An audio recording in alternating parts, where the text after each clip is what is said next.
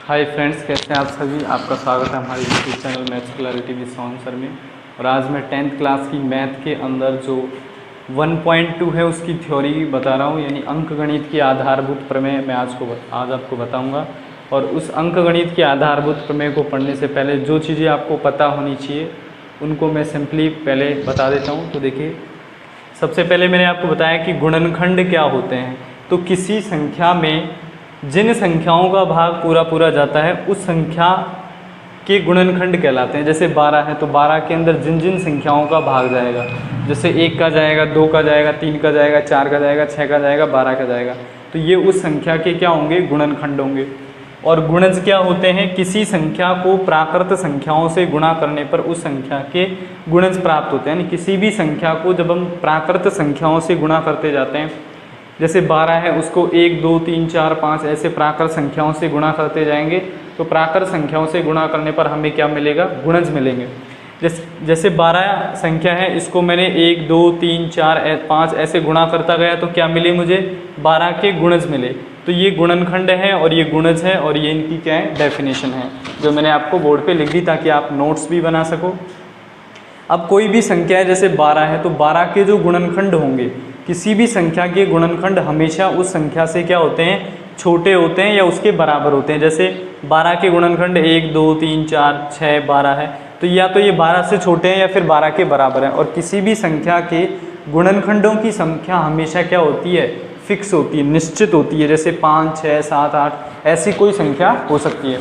लेकिन किसी भी संख्या के जो गुणज होते हैं उनकी संख्या हमेशा अनंत होती है, क्योंकि गुणज बनते किससे हैं, जब अपन किसी संख्या को प्राकृत संख्याओं से लगातार क्या करते हैं, गुणा करते हैं। और प्राकृत संख्याएं कितनी होती है, अनंत होती है। तो किसी भी संख्या को जब अनंत संख्याओं से गुणा करेंगे तो उसके गुणज भी क्या मिलेंगे, अनंत मिलेंगे। और किसी भी संख्या का जो गुणज होता है वो हमेशा उस संख्या से या तो क्या होगा, बड़ा होगा या फिर उसके क्या होगा, बराबर होगा। जैसे 12 के गुणज हैं वो 12 हो सकता है और जितने भी बाकी गुणज होंगे वो 12 से क्या होंगे, बड़े होंगे।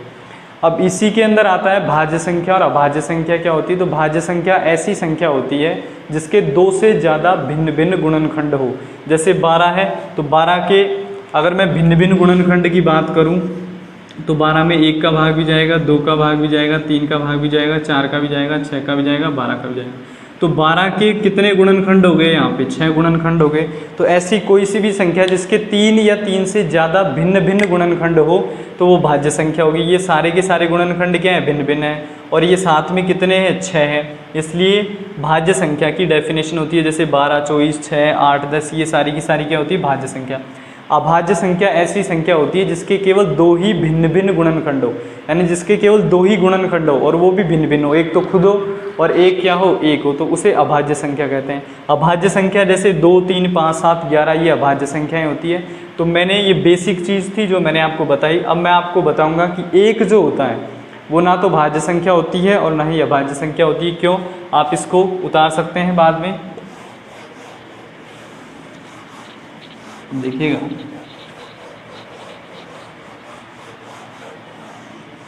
अब देखिए हम एक पे चलते हैं, तो एक भाज्य संख्या है या अभाज्य संख्या है। तो देखिए भाज्य संख्या तो कब होगी, जब इसके 3 से ज़्यादा गुणनखंड होंगे या 3 गुणनखंड होंगे। लेकिन क्या एक के 3 गुणनखंड है, नहीं है, एक का तो केवल एक ही गुणनखंड होगा, तो ये भाज्य संख्या भी नहीं है। और एक अभाज्य संख्या क्यों नहीं है, क्योंकि अभाज्य संख्या की क्या कंडीशन बताई मैंने, कि संख्या के 2 गुणनखंड होने चाहिए और वो डिफरेंट होने चाहिए। ठीक है, तो क्या इसके 2 गुणनखंड है, नहीं है। अब आप तो कहोगे सर एक को लिख सकते हैं अपन 1 गुणा 1 गुणा 1 गुणा 1 लिख सकते हैं, लेकिन ये डिफरेंट कहाँ हुई, ये तो एक ही हुई, तो ये अभाज्य संख्या भी नहीं होगी। तो एक ना तो भाज्य संख्या होती है और ना ही क्या होती है, अभाज्य संख्या होती है। अब यहाँ से अभाज्य गुणनखंडों के रूप में लिखना,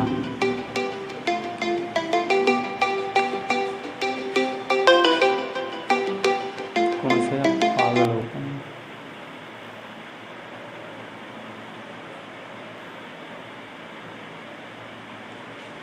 ठीक है, अब किसी भी संख्या को, जैसे किसी संख्या को अभाज्य गुणनखंडों के रूप में लिखना, किसी संख्या को, या मैं यहाँ पे बताऊँ अंकगणित की आधारभूत प्रमेय, ये अपन को पढ़ना है, अंकगणित की आधारभूत प्रमेय। ठीक है। तो किसी भी संख्या को अभाज्य गुणनखंडों के रूप में लिखना है, तो जैसे 20 संख्या है, इसको अभाज्य गुणनखंडों के रूप में लिखना है तो 2 का भाग देंगे 5 बढ़ जाएगा, फिर इसमें 2 का भाग देंगे 5 बढ़ जाएगा, 5 बढ़ जाएगा। अब यहाँ पे 5 बचेगा और 5 में किसका भाग देंगे, 1 बढ़ जाएगा।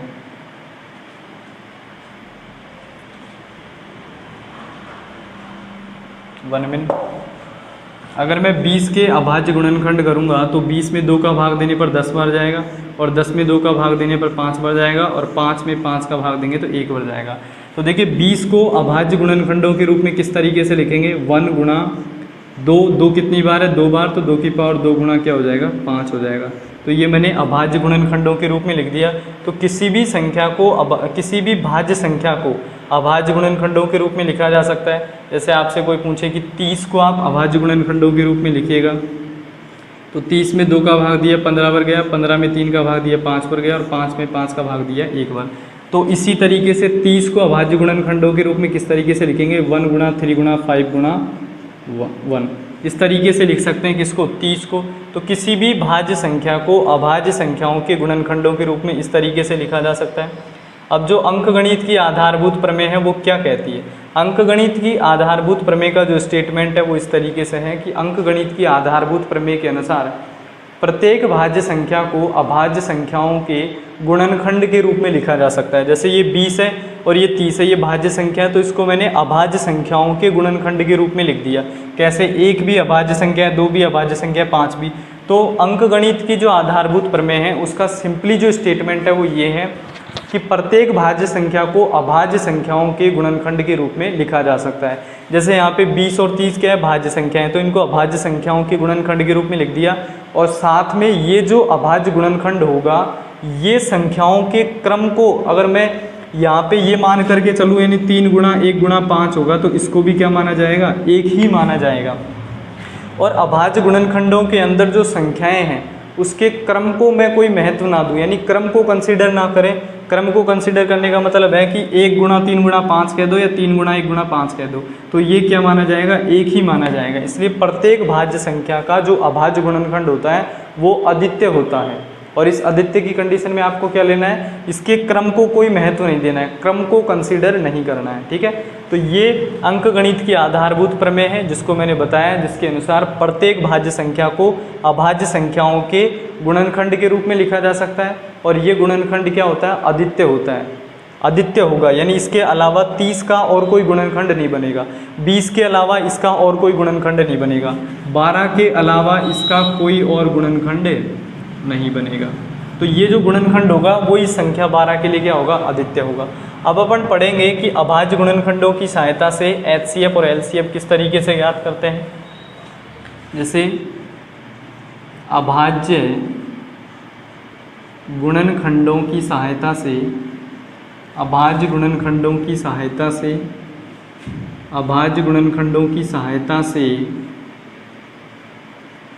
HCF ज्ञात करना, अभाज्य गुणनखंडों की सहायता से HCF ज्ञात करना। अब इस प्रश्नावली के अंदर जो टॉपिक है वो ये है, 1.2 के पूरे क्वेश्चन इसी से होंगे कि अभाज्य गुणनखंडों की सहायता से HCF किस तरीके से ज्ञात करते हैं। तो अभाज्य गुणनखंडों की सहायता से HCF ज्ञात करने के लिए इसका जो पहला एग्जाम्पल है, ध्यान रखिएगा, एग्जाम्पल नंबर 1, उसमें हमें 6 और 20 का अभाज्य गुणनखंडों की सहायता से क्या ज्ञात करना है, HCF ज्ञात करना है।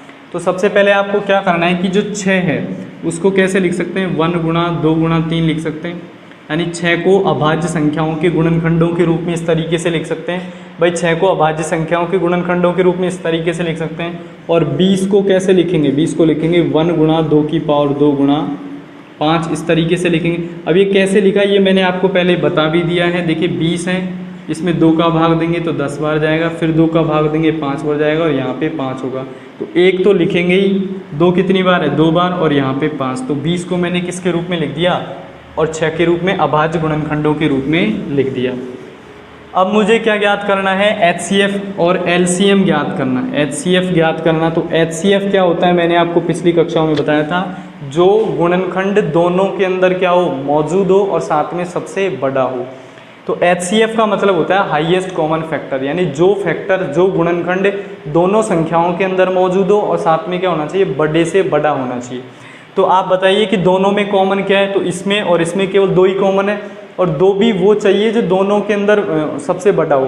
तो यहाँ तो 2 की पावर 2 है, लेकिन यहाँ पे 2 की पावर क्या है, 1 है। तो इन दोनों में सबसे बड़ा कौन होगा, 2 ही होगा। तो इसका HCF क्या होगा, 2 होगा, क्योंकि यहाँ तो 2 है लेकिन यहाँ 4 है। तो क्या यहाँ पे 4 है, नहीं है। तो दोनों के अंदर जो कॉमन होगा वो 2 ही होगा और यही सबसे बड़ा होगा। और HCF ज्ञात करने के लिए आप हमेशा ध्यान रखें कि जो गुणनखंड दोनों के अंदर कॉमन है उनकी सबसे छोटी घात को लेना है, आपको सबसे छोटी घात को लेना है। जैसे यहाँ 2 की पावर 2 और 2 की पावर 1 है, तो 2 की पावर 1 सबसे छोटी घात है, इसको मैंने यहाँ पे ले लिया। अगर मुझे इसी का क्या ज्ञात करना हो, LCM ज्ञात करना हो, तो दोस्तों LCM के अंदर मुझे जो कॉमन घात है या जो कॉमन गुणनखंड है उसकी सबसे बड़ी घात लेनी है। जैसे यहाँ पे 2 की पावर 2 है, 2 की पावर 1 है, तो 2 तो दोनों में कॉमन है, तो इसकी बड़ी पावर लेनी होगी, यानी 2 की पावर 2 लूँगा मैं, और जो बची हुई संख्याएं हैं उन्हें एज इट इज लेना है, जैसे 3 और 5, ठीक है। तो 2 की पावर 4 हो जाएगा, ये 3 हो जाएगा, ये 5 हो जाएगा, तो 4 तिया 12 हो जाएगा, और ये 5 यानी 60 जो हो जाएगा वो इसका क्या हो जाएगा, LCM होगा। तो ये एग्जाम्पल नंबर 1 मैंने आपको बताया, ठीक है। अब अपन नेक्स्ट पढ़ते हैं, इसी के अंदर नेक्स्ट है 96 और 404 का HCF ज्ञात करना है। अब देखिए, पहले मैं थ्योरी बता देता हूँ, फिर क्वेश्चन करेंगे। अब इसमें नेक्स्ट है कि मान लीजिए 2 संख्याएं दे रखी है आपको, एक संख्या A है और एक संख्या B है, तो इन दोनों संख्याओं का जो मल्टीप्लिकेशन होगा वो इनके HCF गुणा LCM के बराबर होगा। तो ये आप हमेशा ही ध्यान रखें कि ये जो कंसेप्ट है वो केवल 2 संख्याओं के लिए ही लागू होगा। जहाँ पे A और B कोई 2 संख्या है तो उनका HCF और LCM का मल्टीप्लिकेशन उन संख्याओं के गुणनफल के क्या होगा, बराबर होगा। तो ये वो कंसेप्ट था, या ये 1.2 की थ्योरी थी। इसके बाद में हम नेक्स्ट वीडियो में 1.2 के पूरे क्वेश्चन कवर करेंगे। और अभाज्य गुणनखंड विधि से HCF और LCM ज्ञात करने का एक एग्जाम्पल और मैं बता देता हूँ इसका। 6, 72, 120, 6, 72 और 120, इसका अभाज्य गुणनखंड विधि से, अभाज्य गुणनखंड विधि से HCF और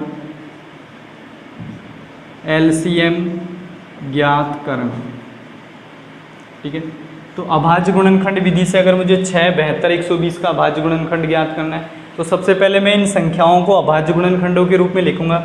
जैसे 6 को लिखूंगा 1 गुणा 2 गुणा 3, ठीक है। अब 72 को क्या लिखूंगा मैं, तो 72 के लिए मैं यहाँ पे वही प्रोसेस अपनाऊंगा। 72 में 2 का भाग देंगे तो 36 बन जाएगा, 36 में 2 का भाग देंगे तो 18 बन जाएगा, 18 में 2 का भाग देंगे 9 बार, 9 में 3 का भाग दिया 3 बार, और 3 का भाग दिया 3 बार।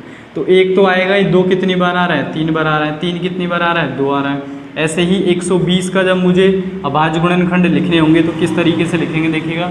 120 है, इसमें 2 का भाग दिया 60 बार गया, फिर इसमें 2 का भाग दिया 30 बार गया, फिर इसमें 2 का भाग दिया 15 बार गया, फिर 3 का भाग दिया 5 बार गया, और फिर 5 का भाग दिया 1 बार गया। तो 2 की पावर तो कितनी है, इसमें 3 है, और 1 बार 3 है, 1 बार 5 है, ठीक है। और आप 1 भी लिख सकते हो, 1 गुणा 2 की पावर 3 गुणा 3 गुणा 5। तो ये मैंने, तो यहाँ आपको 1 नहीं लेकर के चलना है, क्योंकि 1 अभाज्य संख्या नहीं होती है, तो वहाँ भी आपको कैंसिल करना होगा, सॉरी इसके लिए। तो ये अभाज्य संख्याओं के गुणनखंडों के रूप में मैंने आपको लिख दिया। देखिए, एक कंसीडर नहीं करना है, क्योंकि एक तो भाज्य संख्या यानी अभाज्य संख्या होती नहीं है, तो एक को कंसीडर नहीं करना है। तो ये 6, 72, 120 को मैंने क्या लिख दिया, अभाज्य गुणनखंडों के रूप में लिख दिया। अब मुझे HCF ज्ञात करना है। तो दोस्तों मैंने आपको पहले भी बताया था कि जो HCF होता है वो वाला गुणनखंड होता है, या वो वाला गुणनखंड होता है जो सब में क्या हो, कॉमन हो, और साथ में सबसे बड़ा हो। तो यहाँ पे 2, 3, यानी यहाँ पे भी 3 है, इसमें भी 3 है, और इसमें भी 3 है, और इसकी सबसे छोटी पावर लेनी है। तो सबसे छोटी पावर क्या है, 3 है, और यहाँ पे भी 2 है, यहाँ पे भी 2 है, यहाँ पे भी 2 है, लेकिन 2 की सबसे छोटी पावर कितनी है, 1 है। तो यहाँ पे मैं क्या ले लूँगा, 2 ले लूँगा, तो इसका HCF क्या होगा, 6। देखिए, HCF ज्ञात करने के लिए वो गुणनखंड लिया जाता है जो सब में कॉमन हो। तो सब में 3 है, और क्या है, अब देखिए 5 केवल इसमें है, इसमें नहीं है, और इसमें नहीं है, तो 3 सब में है, और 3 की सबसे छोटी घात क्या है, 1 है। भाई यहाँ तो 3 है, यहाँ 3 की पावर 2 है, यहाँ पे भी 3 है, तो 3 की पावर 1 लिख सकते हैं इसको भी 3 की पावर 1 लिख सकते हैं। तो सबसे छोटी घात क्या हुई 3 की पावर 1, ये लिख दिया। और 2 भी तीनों में क्या है कॉमन है, और इसकी सबसे छोटी घात क्या है 2 है, तो ये मैंने लिख दिया। अब मुझे इसका अगर एलसीएम ज्ञात करना है तो मैं जो गुणनखंड सब में कॉमन है उसकी सबसे बड़ी घात लूँगा। जैसे यहाँ पे 2 की मैक्सिमम घात कितनी है 3, 3 की मैक्सिमम घात कितनी है 2, ठीक है। और जो बाकी बचा हुआ गुणनखंड है उसको मैं यहाँ पे लिख दूंगा। तो 2 की पावर 3 का मतलब होता है 8, 3 की पावर 2 का मतलब होता है 9, और ये 5 होता है, ठीक है। तो जब मैं गुणा करूँगा तो 9 8 72 हो जाएगा, और 72 को 5 से गुणा करेंगे 10, 7 5 35 और 1 36, यानी 360 जो होगा वो इसका क्या हो जाएगा एलसीएम हो जाएगा। तो अभाज्य गुणनखंडों की विधि से एचसीएफ और एलसीएम ज्ञात करना मैंने आपको बता दिया। अब हम नेक्स्ट क्लास में मिलेंगे, तब तक आप इन वीडियोज़ को शेयर करें और सब्सक्राइब करें और अपने दोस्तों के साथ शेयर करें।